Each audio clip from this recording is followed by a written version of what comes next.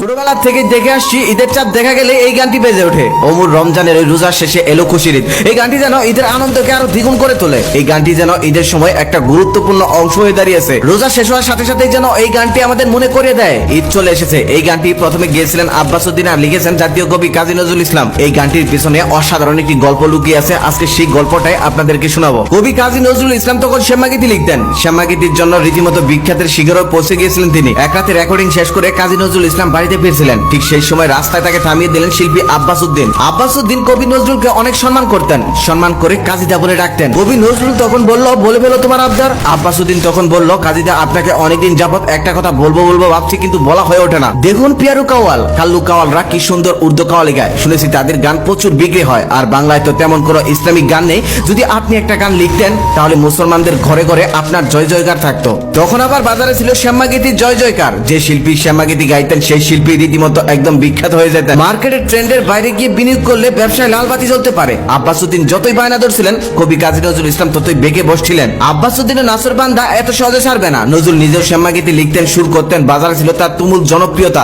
এই সময় এসে আব্বাস উদ্দিনের এমন কথায় এত সহজে কান দেওয়া যাবে না। আব্বাস উদ্দিনের এমন জোরাজুরিতে নজরুল কি জবাব দিবেন বুঝে উঠতে পারছিলেন না। আবার ইসলাম শব্দটার মধ্যে তার অনেকটা আবেগ মিশে আছে। ছোটবেলায় বক্তব্য পড়তেন, কোরআন শিখেছিলেন, এমনকি তার নামের মধ্যেও ইসলাম শব্দটা আছে। আব্বাস উদ্দিনকে তখন ওই কবি কাজী নজরুল ইসলাম সরাসরি কিছু বললেন না, কারণ স্রোতের বিপরীতে সুর মেলানোটা চারটেখানি কথা নয়। আবেগে গা ভাসালে তার চলবে না। গান রেকর্ড করতে হলে বিনিয়োগ করতে হবে, সরঞ্জাম লাগবে। আবার সেগুলোর জন্য গ্রামোফোন কোম্পানি রিহার্সেল ইনচার্জ ভগবতী বাবুর কাছেও যেতে হবে। নজরুল তখন বললেন, আগে দেখো ভগবতী বাবুকে রাজি করাতে পারো কিনা। আব্বাস উদ্দিন তখন মনে মনে ভাবলো, যাই হোক, কাজীদার থেকে তো গ্রিন সিগন্যাল পাওয়া গেল, এবার ভগবতী বাবুকে রাজি করানোর পালা। তারপর আব্বাস উদ্দিন গিয়ে ভগবতী বাবুকে ধরলেন, কিন্তু ভগবতী বাবু কিছুতেই ঝুঁকি নিতে রাজি না। তিনি বললেন, মার্কেটের ট্রেন্ডের বাইরে গিয়ে সুর মিলানোটা এতটা সহজ নয়, এটা চারটেখানি কথা নয়। আব্বাস উদ্দিন যতই অনুরোধ করছে ভগবতী বাবু ততই বেগে বসছে। আবার আব্বাস উদ্দিনও এত সহজে ছেড়ে দেওয়ার পাত্র নয়। এত বড় সুরকার হয়েও তিনি তার পিছু ছাড়লেন না। একদিন ভগবতী বাবুর মন খুবই ফুরফুরে ছিল। আব্বাস উদ্দিন এই সুযোগ কাজে লাগিয়ে আবার অনুরোধ করে ফেলল। ভগবতী বাবু আর কত না করবেন, না করতে করতে সে বিরক্ত হয়ে গেছে। তখন সে মুচকি এসে বলল,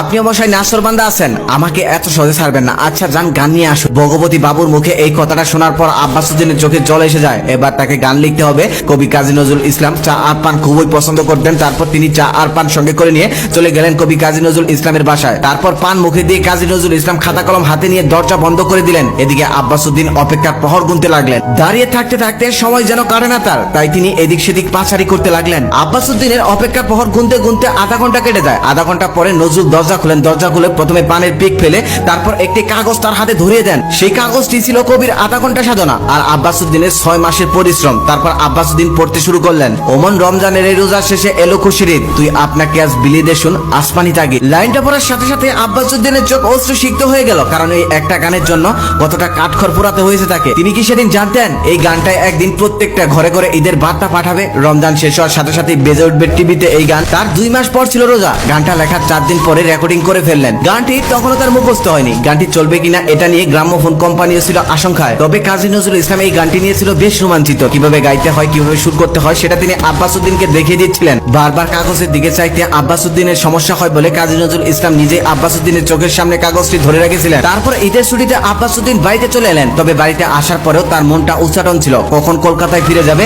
আর কখন দেখবে এই গানের কি অবস্থা। গানটা কি ফ্লপ হয়েছে নাকি গানটা হিট হয়েছে? ট্রামে করে যাচ্ছিলেন, যতই সামনে যাচ্ছিলেন ততই তার বুকটা ধুকবুক করছিলেন। মনে মনে ভাবছিলেন, এই গান যদি ফ্লপ হয় তাহলে জীবন আর কখনোই ইসলামিক গানের কথা কাউকে বলতে পারবো না। কোনো কোম্পানি ইসলামিক গান করতে চাইবে না। এরকম সুযোগ জীবনে একবারই আসে, আর কখনো ইসলামিক গানের কথা কাউকে বলা যাবে না। ঠিক সেই সময় পাশ থেকে একজন গেয়ে উঠলেন, ওমন রমজানের ওই রোজার শেষে এলো খুশির ঈদ। আব্বাস উদ্দিন বিশ্বাসই করতে পারছিলেন না। তিনি ভাবছিলেন স্বপ্ন দেখছে। তারপর আবার ছেলেটা গেয়ে উঠলো, ওমন রমজানের ওই রোজার শেষে এলো খুশির ঈদ। আব্বাস উদ্দিন ছেলেটার মুখে এই গানটা শোনার পর খুশিতে আত্মহারা হয়ে গেল। তারপর কোন রকম অফিস শেষ করে যাচ্ছিলেন কাজী নজরুল ইসলামের বাসায়। ঠিক সেই সময় খেয়াল করলেন যে মাঠের পাশে কিছু ছেলে বসে আছে আর একজন এই গানটি গাইছে, ওমন রমজানের ওই রোজার শেষে এলো খুশির ঈদ। আব্বাস উদ্দিন তখন আরো খুশিতে আত্মহারা হয়ে দৌড়ে চলে গেলেন কবি কাজী নজরুল ইসলামের বাসায়। সেখানে যাওয়ার পর দেখলেন নজরুল দাবা খেলছে। এমনিতে কাজী নজরুল ইসলাম দাবা খেলার সময় এদিক সেদিক তাকাতেন না। তবে সেদিন আব্বাস উদ্দিনকে দেখার সাথে সাথে দৌড়ে উঠে তাকে জড়িয়ে ধরে বলল, আব্বাস তোমার গান তো সেই রকম হিট। এই গানটাই যেন প্রত্যেকটা মানুষের শৈশবের সাথে মিশে আছে। এই গানটা শুনলেই মনে হয় হ্যাঁ ঈদ এসে গেছে। যাই হোক, সবাইকে আমার পক্ষ থেকে ঈদের অগ্রিম শুভেচ্ছা।